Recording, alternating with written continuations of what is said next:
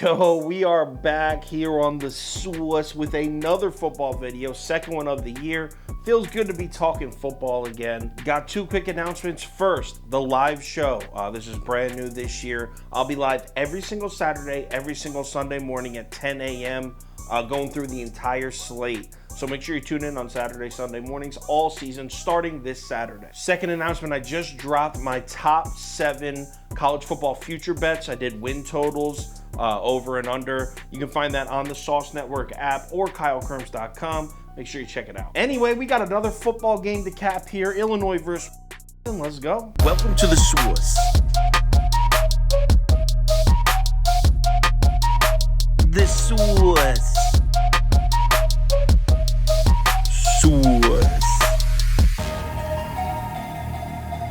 Hey, get the sauce. All right, so check this out. This line opened up Illinois minus 10.5, but because this is the first game of the season, this line probably opened up like 2 months ago. So I'm not gonna pay too much attention to the line movement from 10.5 up to 13. You can see, as of yesterday, it was all the way up to 13.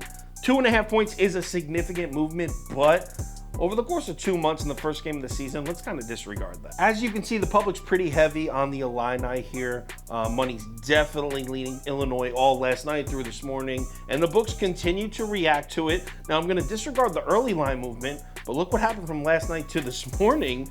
I mean, it was at 13, then 13.5. We're up at 14 now, and to go from 13.5 to 14, that's a pretty significant movement. So public seems to like Illinois, books seem to like Illinois. All right, let's run through a quick breakdown. Illinois, 122nd in the country in returning production. Yes, 122 out of 130.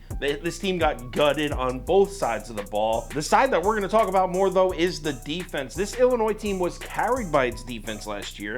They went 5-7, and basically all 5 of those wins were on the backs of their defense. Keep in mind, this team also went 7-4-1 against the spread. So not only did they win a decent amount of games, but they were playing good teams tough.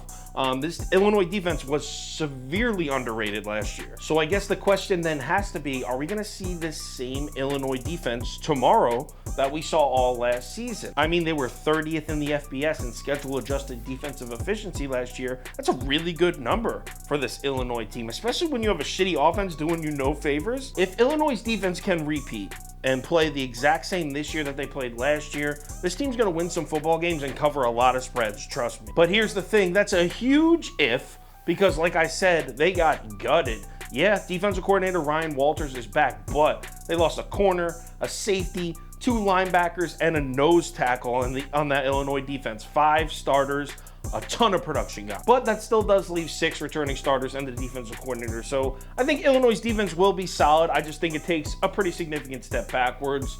To me, though, the most important factor in this game as far as picking a winner here is the Wyoming defense. Now, keep in mind, this Wyoming defense was pretty good last year. This Wyoming team went into Northern Illinois and beat the Huskies in Northern Illinois last year. Northern Illinois went on to go 8-4 and win the MAC. They were a good football team. So this Wyoming team is definitely a dark horse, and just like Illinois, carried by their defense last year. But the bad news, similar to Illinois, remember I said Illinois is 122nd in returning production?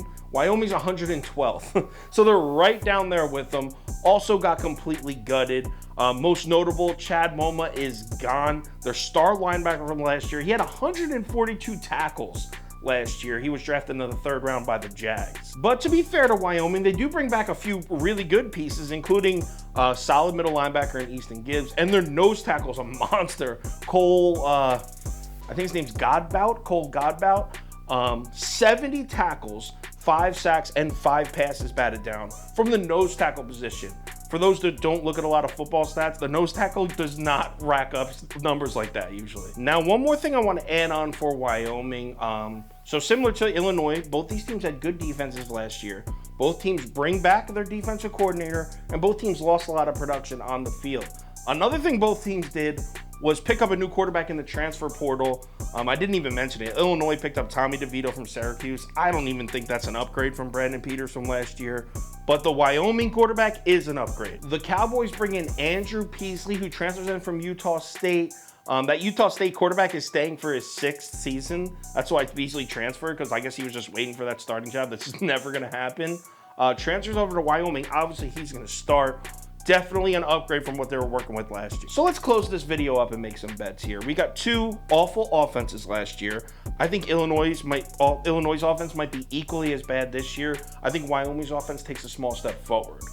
And then we have two defenses that were good last year, but both got gutted. So we really don't know what we're working with here. As far as placing a bet here, I'm going to take the points. Now that it's at 14, I realize that the books seem to be on Illinois here. I'm fading everybody. I'm going Wyoming plus 14. Give me those 2 touchdowns, baby. I really don't think Illinois has the offensive firepower to win this game by more than 2 touchdowns. And Wyoming showed us last year they can go on the road and play tough, play a good opponent tough. So to lay 14 here is just not in the cards for me. Give me the Wyoming Cowboys. For the top bets, parlays of the day, as well as picks for every single sport, make sure you download the Sauce Network app.